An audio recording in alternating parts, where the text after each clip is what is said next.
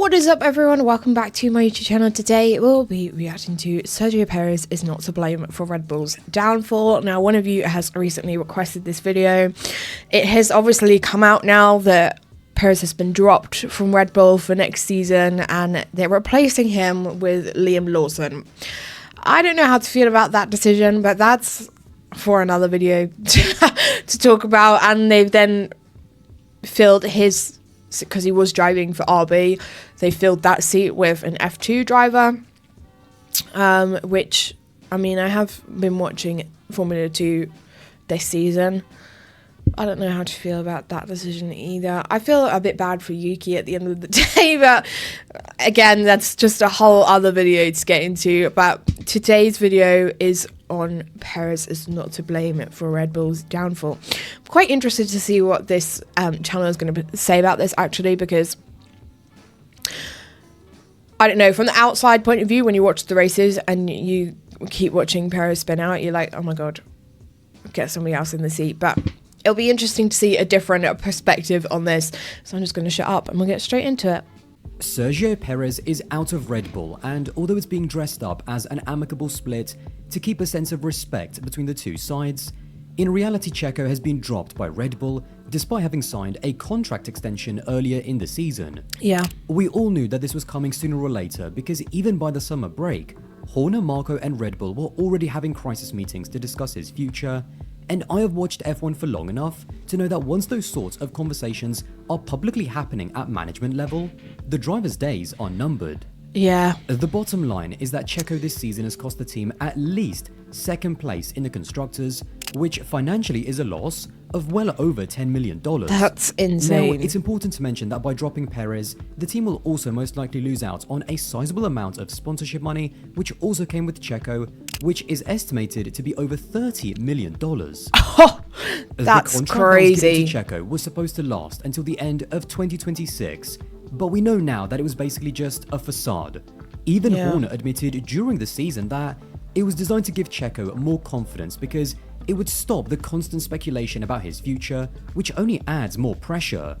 That contract, even at the time, made absolutely no sense, but in retrospect, we have learned that its I real do remember purpose seeing was it to come give out, and Checo I was an like, ultimatum in the sense that yes, he got the extension that he wanted, but with it also came more aggressive performance-related exit clauses that Red Bull could trigger, which is exactly what they have done after negotiating his buyout. Oh. When I look back at Checo's time with Red Bull, although you might find it strange, I actually see it as a massive success for him overall. Wow, When he joined Sauber in 2011 as a pay driver, let's not forget, no one at the time would have thought that he would go on to achieve as much as he has. He was never going to become a world champion, but racing for over a decade, winning 6 Grand Prix, scoring 39 podiums, earning tens of millions of dollars, and going on to drive for a world championship winning team, that is a really good F1 career for Okay, when you put it like that, it's a better career than most it is drivers successful. have had. That is not to say that Checo's career is even over, because with a team like Cadillac joining in 2026, I think You just with his never know. experience, pedigree, and commercial power in Latin and North America, he might be the perfect fit. Yeah, maybe. When you actually look at his gap to Max, it has been pretty consistent throughout their time as teammates, and that was always the problem. Everyone could see that his issues were being masked by how dominant that Red Bull was during parts of 2022 and throughout 2023. Last season, with 3 races to go, Lewis Hamilton was only 20 points behind Checo in the fight for second in the driver's title with a car that didn't win a race all season. And that in itself, at the time, rang massive alarm bells about how badly he was underperforming. We always knew that the moment the rest of the field would catch up to Red Bull, that Checo would be exposed because he wouldn't have the car advantage to mask his deficit, and that is exactly what has played out in 2024 with massive consequences. I don't have anything During else the to say first on that few apart races from where the Red Bull was untouchable, it was business as usual with him scoring 4 podiums in the first 5 races, 3 of them being 1-2 finishes. However, the moment McLaren, Ferrari and Mercedes started to win races, Perez has basically been relegated into the midfield and scored just 49 points since Miami. And now that is I think crazy. it's really easy to just solely blame Checo for everything because he is the driver responsible for his own performances and call it a day. But to be honest, I actually don't. To me, the mess that Red Bull finds itself in is almost entirely of their own doing. We can't forget that Checo was only brought in as a stopgap after the years of chaos of trying to replace Ricciardo with Gasly and then Albon. He was never meant to be a long-term option, just an experienced, safe pair of hands that could bring stability into the team for a couple of years before they inserted their next Red Bull Jr. The problem with Checo's situation is twofold. On one side, Red Bull totally mismanaged their second team, which is supposed to be a funnel for young drivers, and also abandoned their harsh but fair young driver philosophy that has brought them so much success in the past. Yeah. On the other side, Horner and Marco, as the bosses of Red Bull, also have to take a huge amount of responsibility for keeping Checo as long as they did. Because when you are the boss and your employee is underperforming, it's your responsibility to replace him. By purposefully choosing to keep Checo as long as they did, when they knew that he wasn't going to improve, they basically set him up for failure through their incompetence, and in my mind, they were just as much to blame for the team underperforming. I just think Red Bull is such a mess at the moment, but that's for another day. It's amazing to me that 10 or so years ago, even though people were critical of the Red Bull conveyor belt of young drivers and how high their turnaround was, the fact is it produced winning drivers.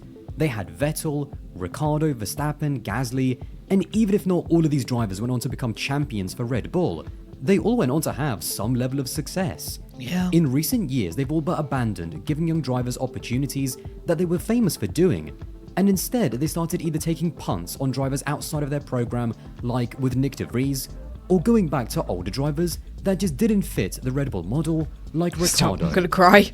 The only driver who I think would have been an understandable exception to this rule is Carlos Sainz. Yeah. This is another problem that is currently systemic at Red Bull, and that's how political this team has become.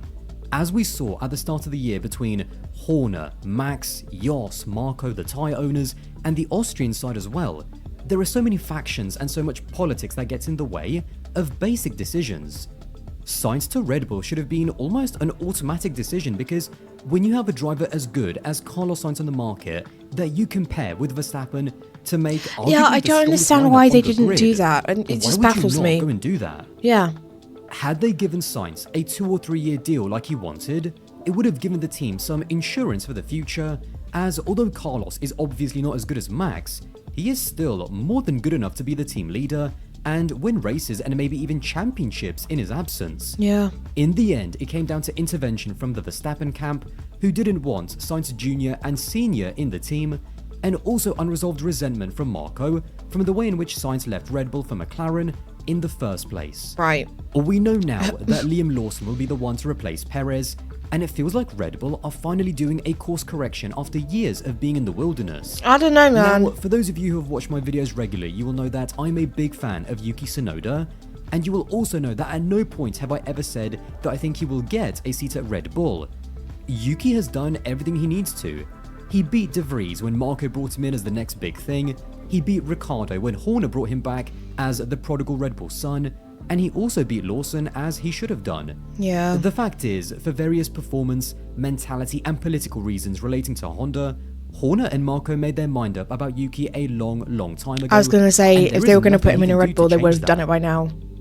And now, the fact that he's been at that team for 5 years is a dedicated nuts. video on Yuki's 2025 situation because, well, long story short, he doesn't have a future with Red Bull, and so his primary goal next season is going to be to find a seat for 2026. Yep. With Liam going to Red Bull, it's Isaac Hadjar, who came runner-up in Formula 2, who will be stepping up into Formula 1 with RB, and further down the ladder, it will be Arvid Lindblad, who I think could be a very special talent, who will also be making the jump up from Formula 3 into Formula 2, and with Yuki almost certainly leaving for 26, a potential F1 promotion could be on the cards for him in 12 months' time.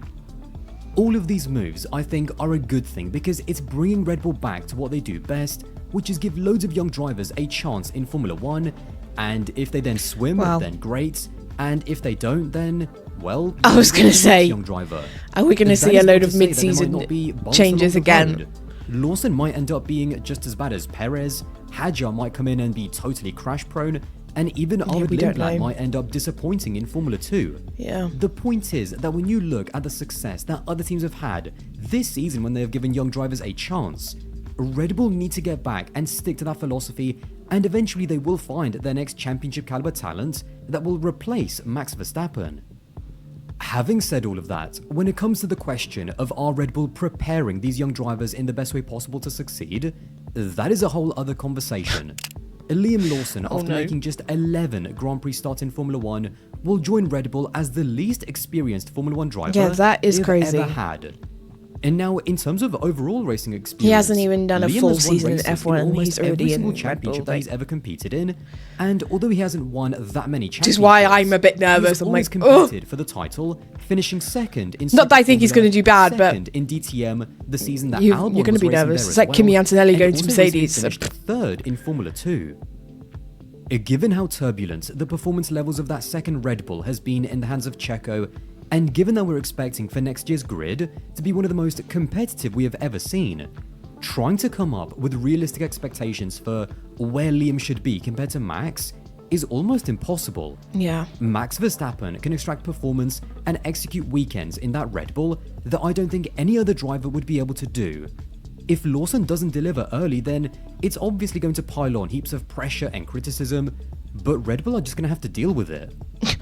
The problem that Red Bull have caused themselves is that had they promoted Yuki for 25 and then wanted to drop him, they could have just promoted a now experienced Lawson, who in 25 would have had a whole season at RB under his belt. Yeah. And now, however, if Lawson struggles next year, Red Bull are basically out of options.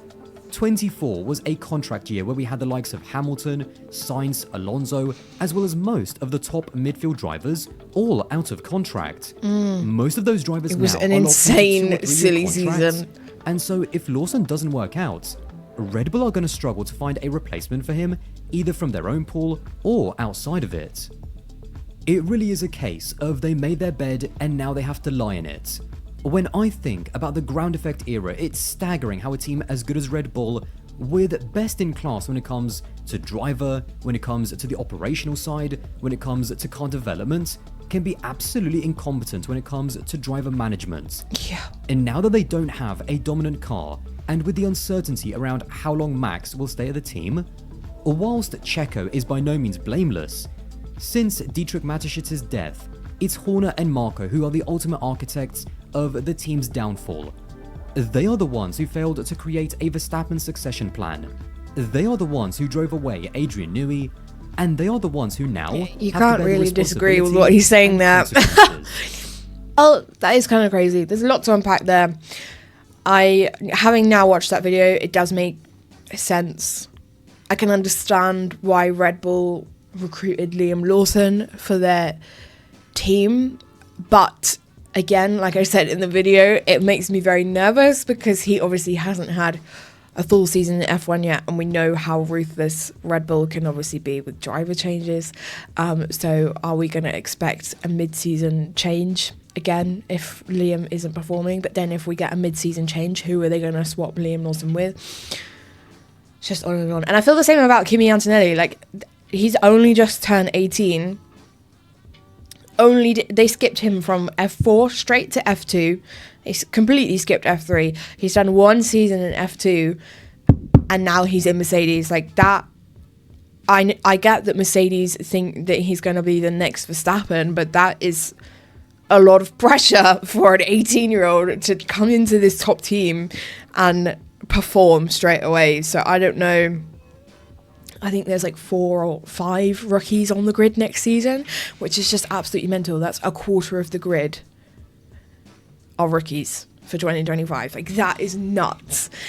So who knows? I could sit here forever trying to predict what's going to happen next season, but at the end of the day, nobody knows what's going to happen, and it's going to be so competitive and so unpredictable. I genuinely can't wait for 2025.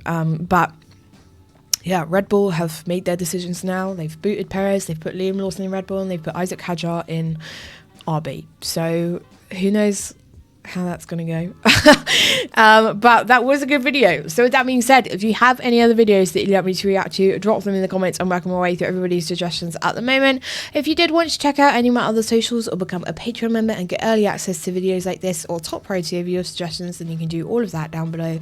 But I hope you enjoyed today's reaction, and I will catch you next time for the next one. Bye.